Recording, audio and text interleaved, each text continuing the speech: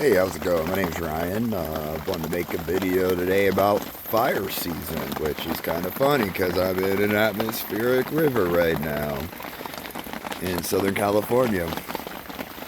So there's not going to be any wildfires today. But they're a real thing out west. And I think they're becoming more common out east as well. We're getting drier conditions. And it's a problem for homeless people and vagabonds, travelers of any kind, campers. Excuse me. So I wanted to talk a little bit about it today, and quite frankly, the rain, while it almost seems ironic to be talking about fire season, is actually kind of an important factor that I think a lot of Californians are are maybe not thinking about yet, but are gonna be thinking about soon. Depends on a lot of things. So this could not be the case this year, but very well could be. So I'm going to throw it out there and get people thinking about it. Specifically, if you're thinking about buying any kind of camping gear, particularly cooking gear, and I'll try to talk about that towards the end or another video. One thing the rain does, which is a lot of people don't think about until it happens, is it creates a lot of growth. All this rain we're getting right now is going to be turned into biomass. And eventually it's going to get dry, because that's what California does in the summer. It's a Mediterranean climate. It's got cool, wet winters and hot, dry summers. Throw in a little wind and a spark, and next thing you know, you got a mountain on fire. And it's bad news. I lost half my stuff in the Eaton fire. Maybe I'll make a video about that a little later as well. And I've been around a lot of wildfires, traveling around on the West Coast for the last few decades. They're no good for all the obvious reasons. I don't need to tell anyone that people get hurt, people die, animals get hurt, ecosystems get smashed. It sucks to breathe. You lose access to wilderness. It destroys a lot of property. And they're scary. They can be really scary. So it's a little concerning to me. While I'm happy, every time it rains here, I do a little internal rain dance. Thank God that it is raining, because now, for the next couple of weeks at least, we're good in Southern California.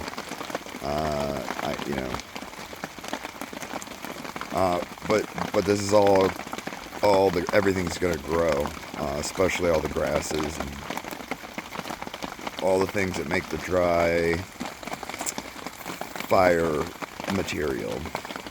And it's going to get dry eventually. And then we're going to have all this extra fuel standing up, just waiting for a spark, and then bam, you got a runner. So keep that in mind when it comes to preparing for fire season in California or anywhere out west.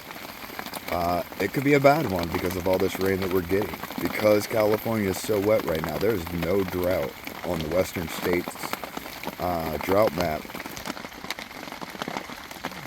In the state of California right now, there's one county that probably is going to go off of it because of this rainstorm coming through, but that's abnormally dry. But the rest of the state's really wet, above average moisture everywhere. It's great.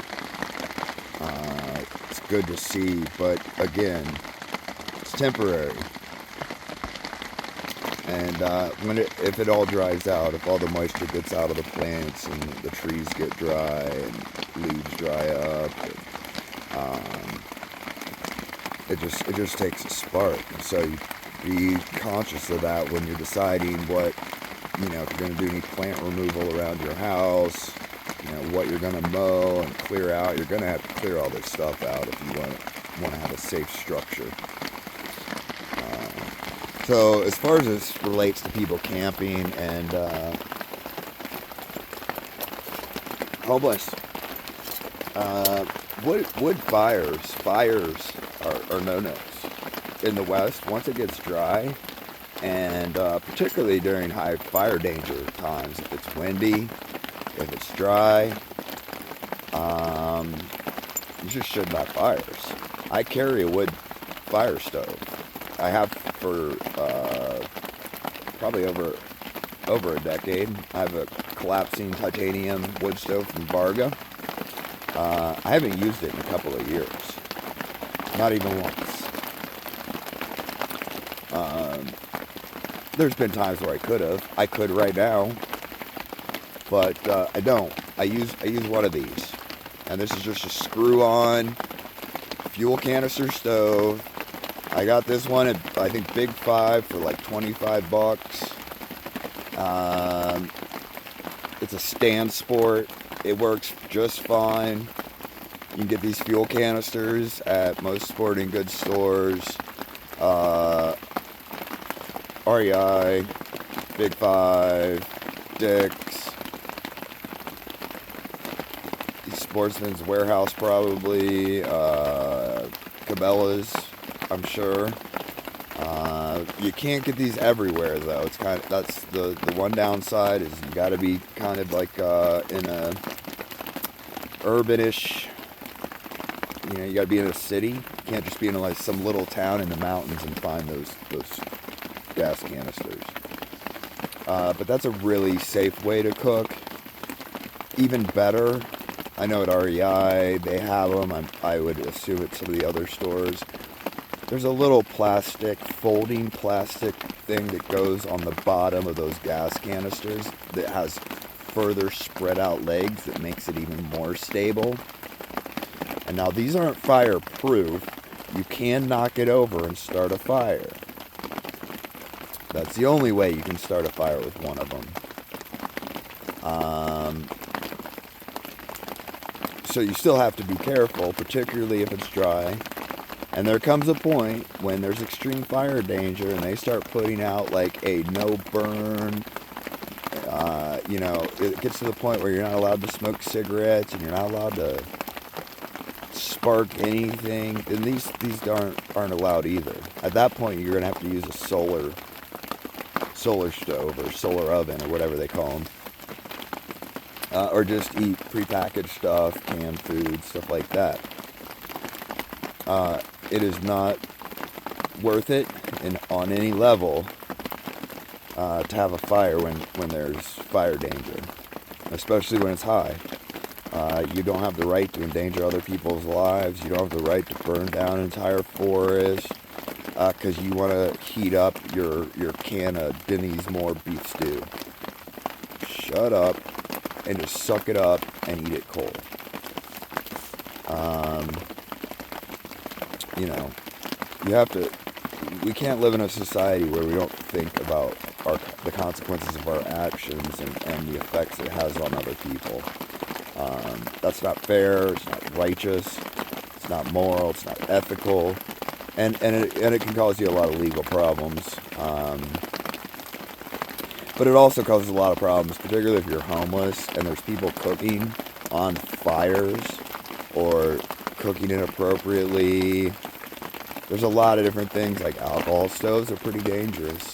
I've used them, but they're not great for real fire danger stuff, because if they tip, you've got liquid fire running.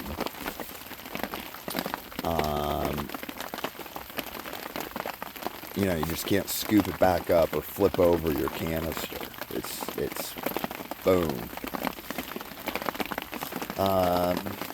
But if people are seeing homeless people and fires in a place where it's dangerous, they're gonna get really upset. They're not gonna want you around. They're gonna want the police to come arrest you. They're gonna want the fire department to come put out whatever you're cooking. They're not gonna want you. You know, they're not going to want you at Starbucks. They're going to try to get you kicked out of Starbucks because you're the jerk that might burn down the whole city. And then they're telling their friends, just jerk is up on the hillside cooking on an open fire. He might kill our families. And that's a good way to not make friends. That's a good way to get people to not help you. That's a good way to look like a jerk and have more police interactions.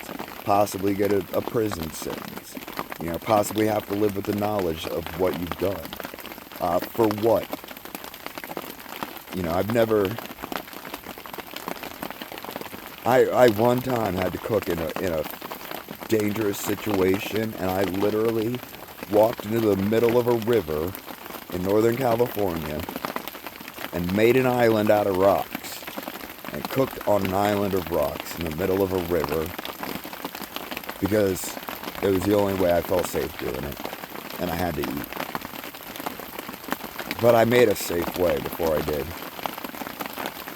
All I had was food I could cook, and I was days away from getting to a civilization. But it's a serious business. Don't screw it up.